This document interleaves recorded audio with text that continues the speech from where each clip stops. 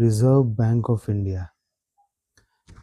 तो 1926 में John Hilton या फिर रॉयल कमीशन जो है सो रिकमेंड करते हैं सेटअप करने के लिए आरबीआई को, कि आरबीआई सेटअप किया जाए। रिकमेंड किया जाता है तब 1926 में, लेकिन उनका जो है सो रूल बनते बनते और वो रूल पास होते होते काफ़ी साल गुजर जाते हैं। जैसे यहाँ देखिए आरबीआई एक्ट 1934 पे पास्ड हुआ, पास्ट का ही दूसरा एक इनएक्टेड भी बोलते हैं इसको।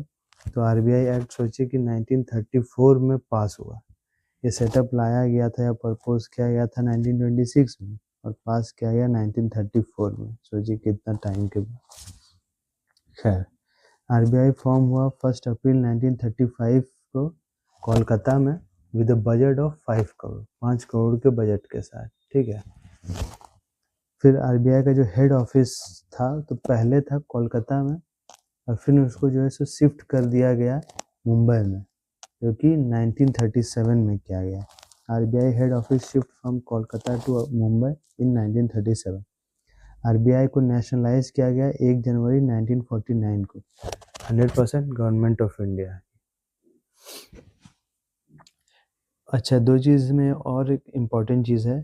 तो जैसे कि 1949 को फुल्ली तरीके से नेशनलाइज किया गया, लेकिन क्या है कि वो जब भी आरबीआई सेटअप किया था तो 1947 में जैसे कि पाकिस्तान के साथ मतलब ये हम लोग अलग हो गए इंडिया और पाकिस्तान, लेकिन अलग होने के बावजूद भी हम लोग जो है सो आरबीआई जो पाकिस्तान के लिए काम कर रही थी। ठीक है। तो यहाँ पे है till 1947 RBI work for Myanmar, Burma and till 1948 RBI work for Pakistan. ठीक है। तो ये पॉइंट याद रखना है, इम्पोर्टेंट पॉइंट है। आरबीआई एक तरह की स्टैट्यूटरी बॉडी है। तो इसका मतलब है कि ये लॉ के द्वारा डिसाइड किया गया था कि एक ऐसी बॉडी होनी चाहिए। ठीक है। फिर आता है आरबीआई नॉन कॉन्स्टिट्यूशनल बॉडी है, यानी कि एक ऐसी बॉडी जो कि मतलब कॉन्स्टिट्यूशन में मेंशन किया हुआ नहीं है इसके बारे में। ठीक है। बट ये है कि है हम लोगों के पास एक ऐसा ऑर्गेनाइजेशन जो कि कॉन्स्टिट्यूशन में मेंशन नहीं किया हुआ बट है। तो इसका मतलब ये है। फिर है आरबीआई एक एडवाइजरी या कंसल्टेटिव बॉडी है। एडवाइजरी बॉडी कहने का मतलब ये है कि आरबीआई जो है सो एडवाइस देती है गवर्नमेंट को, प्रेजेंट गवर्नमेंट को, ठीक है, या पास्ट गवर्नमेंट को जो बीत चुके हैं उनको एडवाइस देती है, या फिर बैंक्स को, ठीक है, कि पैसा को कैसे मैनेज करना चाहिए और कैसा सही तरीका रहेगा, कहाँ पैसा इन्वेस्ट करना चाहिए। तो ये भी काम जो है सो आरबीआई करती है, कंसल्ट करती है प्रेजेंट गवर्नमेंट को या फिर बैंक्स को भी देखती है ना। फिर आता है आरबीआई एक रेगुलेटरी बॉडी है। रेगुलेटरी बॉडी कहने का मतलब ये है कि वो रेगुलेट करती है इंडिया में जितने भी बैंक्स हैं सब इसके अंडर आ जाएंगे, सबको ये रेगुलेट करता है, यानी उसके लिए रूल्स रेगुलेशन बनाता है। ठीक है। इसलिए एक रेगुलेटरी बॉडी भी है। फिर आ जाता है हम लोगों का आरबीआई एक क्वासी जुडिशियल बॉडी है। ये कहने का मतलब ये हुआ कि ये जो है सो मतलब जो भी छोटे मोटे डिस्प्यूट्स हैं, ठीक है, बैंक्स के बीच में या फिर बैंक्स एंड किसी के भी बीच में अगर छोटे मोटे डिस्प्यूट्स हैं तो उनको ये रिजॉल्व करती है। मेनली इसका मतलब यही है, यानी ये एक मतलब ये आपका जो है सो कोर्ट नहीं है, बट ये है कि वो प्रॉब्लम्स को सॉल्व करती है। तो इसीलिए इसको क्वासी जुडिशियल बॉडी भी बोला गया है, यानी छोटे मोटे डिस्प्यूट सॉल्व करेगी एंड छोटा मोटा ऐसे करके ये सब चीज़। लेकिन जो प्रॉपर जो एक होता है, अगर प्रॉपर बहुत ज़्यादा बड़ा डिस्प्यूट है तो फिर उसके लिए फिर कोर्ट ही जाना पड़ेगा। आरबीआई की जो एम्बलम है वो है टाइगर अंडर पाम ट्री। तो अभी एक इमेज दिख रही होगी आप लोगों को, तो इसी का मतलब है टाइगर अंडर पाम ट्री। ठीक है। और इससे रिलेटेड एक क्वेश्चन भी पूछा गया था वैसे, तो इसको याद रखिएगा। फिर आता है आरबीआई म्यूजियम। तो आरबीआई म्यूजियम है कोलकाता में। ठीक है। तो पहले जहाँ सबसे पहले जो सेटअप किया गया था आरबीआई को, वहीं पे म्यूजियम बना दिया गया। आरबीआई अकाउंटिंग 1 अप्रैल 31 मार्च से, मतलब 1 अप्रैल से लेकर के 31 मार्च तक चलता है इसका अकाउंटिंग, मतलब जो भी इसका लेखा जोखा है तो 1 अप्रैल से लेकर 31 मार्च तक चलता है। ठीक है, 1 साल का इसका फाइनेंशियल ईयर रहता है। आरबीआई का जो जोनल या फिर लोकल ऑफिस है वो 4 लोकल ऑफिस है। और सबसे पहला है दिल्ली में, दूसरा है मुंबई में, तीसरा है चेन्नई में और चौथा है कोलकाता में। ठीक है, उसके बाद है आरबीआई का जो रीजनल या फिर सब ऑफिस है वो 33 गो है, टोटल 33 गो, जिसमें कि सबसे लेटेस्ट वाला जो है वो है कोहिमा एंड ईटानगर, ये दोनों सबसे लेटेस्ट वाला है। तो लेटेस्ट वाला लिख दिए कि हो सकता है पूछे। ठीक है, बाकी सारा याद रखने की ज़रूरत नहीं है ना, 33 में 33 रखना मतलब हेडेक ही है, इसीलिए सिर्फ लेटेस्ट वाला याद रखिए कि कोहिमा में है एंड ईटानगर में। आरबीआई जो है सो एक सेंट्रल बैंक है या एपेक्स बैंक ऑफ इंडिया है। सेंट्रल बैंक या एपेक्स बैंक ऑफ इंडिया कहने का मतलब ये है कि ये जो है सो टॉप का बैंक है। ठीक है, एकदम टॉप पे रहता है। ठीक है, और जो भी अन्य बैंक है सारे इसके नीचे रहते हैं, तो इसीलिए इसको कहा गया है एपेक्स बैंक, यानी कि टॉप का है। फिर आ जाता है हम लोग का RBI board of director. Maximum 21 board of directors है, जिसमें कि 1 गवर्नर है, 4 डिप्यूटी गवर्नर है और आपका जो है सो 16 डायरेक्टर्स है। ठीक है, 1 governor, 4 deputy governor and 16 directors, total मिला के 21 board of directors. Governor and deputy governor, तो इनका एज जो है सो डिफाइन नहीं है, यानी कौन से उम्र के बन सकते हैं, कौन से उम्र के नहीं बन सकते हैं, कोई कहीं मेंशन नहीं है। क्वालिफिकेशन मेंशन नहीं है। टेन्योर कितने साल तक रहेंगे, कितने साल तक नहीं रहेंगे, कहीं मेंशन नहीं है, not defined. Appointment government of India करती है appoint, cabinet committee on appointments. ठीक है, उसके बाद अब हम लोग देख लेते हैं कि आरबीआई के कितने गवर्नर थे, कितने गवर्नर ने क्या क्या किया, तो ये सब चीज़ अब हम लोग देखेंगे। तो हम लोग सारा गवर्नर के बारे में नहीं पढ़ेंगे, बट थोड़े बहुत कुछ कुछ गवर्नर के बारे में पढ़ेंगे जो कि इम्पोर्टेंट है एग्जाम पॉइंट ऑफ व्यू से। ठीक है, तो चलिए देखते हैं। सबसे पहला आरबीआई के जो फर्स्ट गवर्नर है वो थे फाउंडर ऑफ आरबीआई, जिन्होंने आरबीआई को फाउंड किया था, ढूंढा था, तो ये थे सर ऑसबॉर्न स्मिथ। 1935 से 1937 तक ये गवर्नर रहे। RBI third governor, first Indian governor of RBI, तो ये सबसे पहले इंडियन गवर्नर ऑफ आरबीआई थे, सीडी देशमुख, 1943 से 1949 तक। तो आपसे अगर सवाल पूछा ये जा रहा है कि सबसे पहला इंडियन गवर्नर बताइए आरबीआई का, तो आपको जवाब देना है सीडी देशमुख। और अगर आपसे ये पूछा जा रहा है कि सबसे पहला गवर्नर बताइए, तो आपको जवाब देना है सर ऑसबॉर्न स्मिथ। ये पॉइंट याद रखिएगा।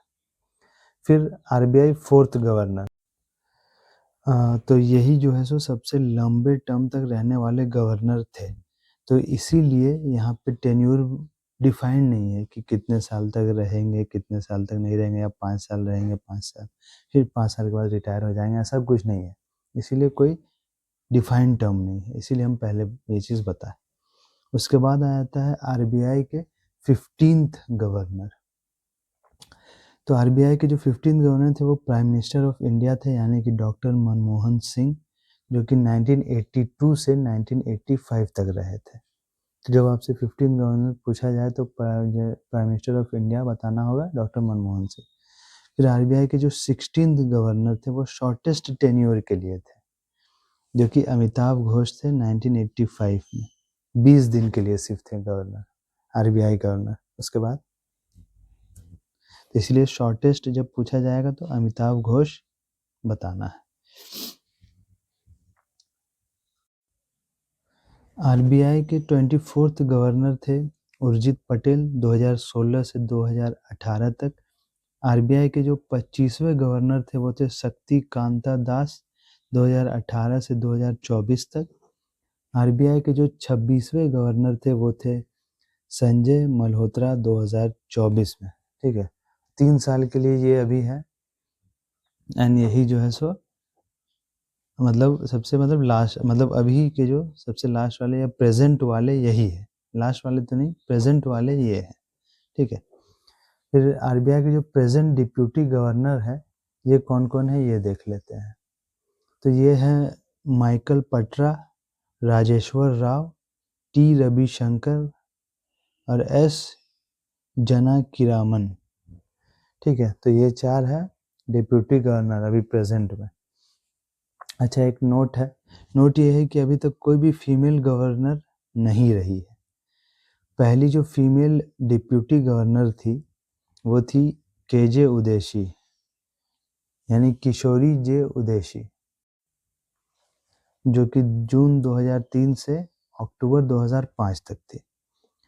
अब नेम ऑफ सेंट्रल बैंक, ठीक है। तो अब कुछ कुछ अलग अलग देश के भी सेंट्रल बैंक्स के या मतलब जो सबसे टॉप के जो बैंक हैं, ठीक है, जो हर एक चीज़ को कंट्रोल करती है, तो वो देख लेते हैं कि अलग अलग देशों में कौन कौन है वो बैंक, सेंट्रल बैंक्स। तो यूएसए में है फेडरल रिजर्व बैंक, ब्रिटेन में है बैंक ऑफ इंग्लैंड जो कि सबसे पहला सेंट्रल बैंक था वर्ल्ड का, ये बात याद रखना है, ब्रिटेन में, है ना।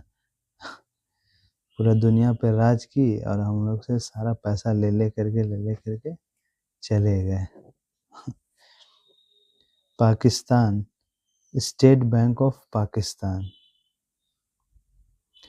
एंड चाइना में है पीपल्स बैंक, रशिया में है सेंट्रल बैंक ऑफ रशिया। अब देख लेते हैं हम लोग फंक्शन ऑफ आरबीआई, मतलब आरबीआई का क्या क्या फंक्शन है। RBI is bankers bank. RBI is bankers bank कहने का मतलब ये है कि आरबीआई जो है सो बैंकों का बैंक है, यानी कि जो भी बैंक है हिंदुस्तान में वो सब आरबीआई के नीचे आते हैं, क्योंकि ऑब्वियसली ये सारी रूल्स बनाती है, इन सबको कंट्रोल करती है ना, इसीलिए ये बैंकर्स बैंक है। और यानी बैंक को अगर लोन वगैरह की भी ज़रूरत पड़ती है या गवर्नमेंट को अगर लोन की ज़रूरत पड़ती तो भी इसके पास गवर्नमेंट या बैंक जाती है। ये हम लोग देखेंगे, आगे पढ़ेंगे थोड़ा सा कि कैसे होता है, क्या होता है, बट ये चीज़ होता है, इसीलिए हम लोग आरबीआई को बैंकर्स बैंक भी बोलते हैं, ठीक है। उसका RBI is bank of government, यानी कि गवर्नमेंट की जो बैंक है वो आरबीआई है, यानी गवर्नमेंट को अगर लोन की ज़रूरत है या पैसे की ज़रूरत है या किसी भी चीज़, अगर पैसा रिसीव करना है या पैसा देना है, अगर इन सब चीज़ों की ज़रूरत है तो डायरेक्ट जो है सो आरबीआई में इनका खाता खुला हुआ है कह सकते हैं, और ये जो है सो डायरेक्ट आरबीआई से ही लेन देन करती है, यानी कि नॉर्मल बैंक के साथ गवर्नमेंट लेन देन नहीं करती है। यानी कि अगर गवर्नमेंट को पैसा रिसीव करना हुआ या पैसा देना रहा तो वो नॉर्मल बैंक्स में सब मतलब जमा वगैरह नहीं करती है ना, वो आरबीआई पे ही निर्भर है।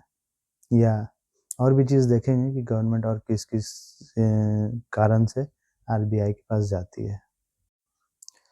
आरबीआई जो है सो एजेंट ऑफ गवर्नमेंट भी है, मतलब ये है कि अगर जैसे कि गवर्नमेंट को अगर पैसा वगैरह रिसीव करना हुआ या अगर कहीं अगर गवर्नमेंट को अपने आप को रिप्रेजेंट करना हुआ तो वो आरबीआई को रिप्रेजेंट करती है, तो इसीलिए ये एक एजेंट की तरह है। उसके बाद आ जाता है RBI is adviser of government, यानी गवर्नमेंट को अगर एडवाइस की ज़रूरत पड़ती है, जैसे हम लोग पहले भी देखे थे कि अगर गवर्नमेंट को अगर एडवाइस की ज़रूरत पड़ती है पैसा को कहाँ इन्वेस्ट किया जाए, कहाँ लगाया जाए, कहाँ से ये किया जाए, तो उसमें भी आरबीआई बहुत इम्पोर्टेंट रोल प्ले करता है, एंड आरबीआई ही है एडवाइज़र। आरबीआई इशू करता है करेंसीज को, 1 रुपए का नोट और सारे कॉइन्स, इन चीज़ों को छोड़ करके बाकी जितने भी नोट आते हैं 10 के, 20 के, 50 के, 100 के, 200 के, 500 के, ठीक है, तो इन सब को आरबीआई इशू करता है एक्सेप्ट इन दोनों के, यानी कि 1 रुपए का नोट और जितने भी मतलब टोटल कॉइन्स है 5 का, 10 का, जो भी कॉइन है 20 का, उन सबको छोड़ के बाकी सबको ये छापता है।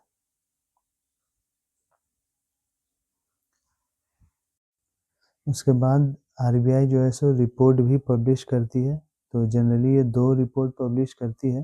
सबसे पहला है currency and finance report, and दूसरा है trend of banking progress in India. ठीक है, तो पहला तो ये है करेंसी एंड फाइनेंस रिपोर्ट, यानी कि पैसे को और फाइनेंस का रिपोर्ट की मतलब कैसा देश में करेंसी का सप्लाई कैसा है, क्या है, फाइनेंस का क्या सिस्टम है, ठीक है, कैसा हम लोग का देश में फाइनेंस का हाल है, तो ये चीज़। उसके बाद ये बैंक में प्रोग्रेस हो रहा है कि नहीं हो रहा है, ठीक है, तो उसको ये चीज़ भी पब्लिश करती है कि बैंक जो है प्रोग्रेस हो रहा है या मतलब कुछ प्रॉब्लम आ रही है या इस बैंक में ये प्रॉब्लम है, ऐसे करके। उसके बाद RBI is regulator of banking and financial sector. तो आरबीआई जो है सो रेगुलेटर है बैंक का एंड फाइनेंशियल सेक्टर, यानी जो भी पैसे से रिलेटेड चीज़ें हैं उन सबको रेगुलेट आरबीआई ही करता है। RBI is regulator of money market. ठीक है, तो आरबीआई जो है सो रेगुलेटर है मनी मार्केट का, और जो शेयर मार्केट या कैपिटल का जो रेगुलेटर है वो है सेबी। सेबी के बारे में भी हम लोग आगे देखेंगे क्या होता है, बट अभी सिर्फ इतना ही जान लीजिए कि शेयर मार्केट का जो रेगुलेटर है वो है सेबी।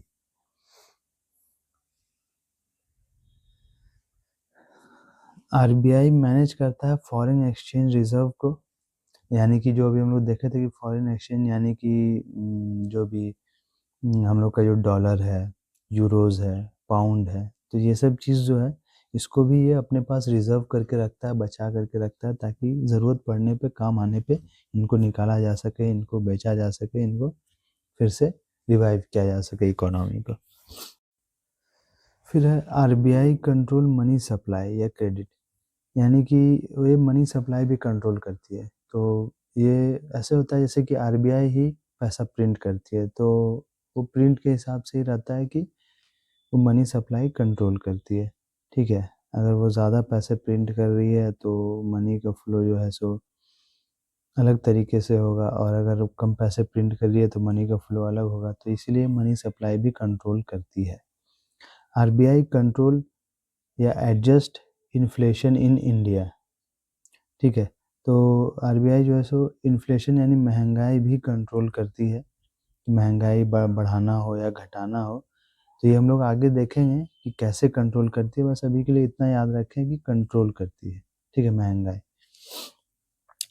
तो आरबीआई प्रिपेयर मॉनेटरी पॉलिसी, यानी कि यानी कि जैसे जो भी पैसे का रिज़र्व है, ठीक है, पैसे रिज़र्व करना हुआ, या फिर इकोनॉमिक ग्रोथ करना हुआ, या इंटरेस्ट रेट ज़्यादा या कम होगा, या फिर आपका इकोनॉमिक को भी जो ग्रोथ होना है, तो ये सब चीज़ें इसके अंडर में आती है। तो इन सब चीज़ों को भी यही प्रिपेयर करती है कि कितना इस बार होना चाहिए, इंटरेस्ट रेट कितना होना चाहिए, ठीक है, तो ये सब चीज़ें। उसके बाद है RBI provide new bank licence, यानी कि अगर किसी को भी नया बैंक खोलना है तो उसके पास एक मिनिमम बजट होना चाहिए, क्राइटेरिया रहता है, आगे पढ़ेंगे कि कितना रहता है, ठीक है, तो उस क्राइटेरिया के हिसाब से जो है सो आप आरबीआई के पास से जाकर के लाइसेंस ले सकते हैं और बैंक अपना खोल सकते हैं। आरबीआई में कैंसिल एग्जिस्टिंग बैंक लाइसेंस, यानी कि जो भी अगर बैंक है, अगर वो किसी भी तरीके की बदमाशी करती है या फिर किसी भी तरीके का कुछ प्रॉब्लम करती है, तो उसका लाइसेंस को कैंसिल भी आरबीआई ही करती है। RBI provide loan to central and state government at repo rate to fulfil cash. तो आरबीआई जो है सो सेंट्रल गवर्नमेंट को एंड स्टेट गवर्नमेंट को दोनों को ही लोन प्रोवाइड करती है ना, हम लोग आगे भी पढ़े थे कैसा होता है। तो आरबीआई जो सो लोन प्रोवाइड करती है सेंट्रल गवर्नमेंट को भी और आपका स्टेट गवर्नमेंट को भी, ठीक है, एट रेपो रेट, ठीक है, ताकि वो लोग भी जो है सो कैश को मैनेज कर सके, जो भी कैश का शॉर्टेज हो रहा है उसको मैनेज कर सके। उसको हम लोग क्या बोलते हैं, उसको बोलते हैं वेज एंड मीन्स एडवांस, ठीक है, ये जो है वेज एंड मीन्स एडवांस यही बोलते हैं।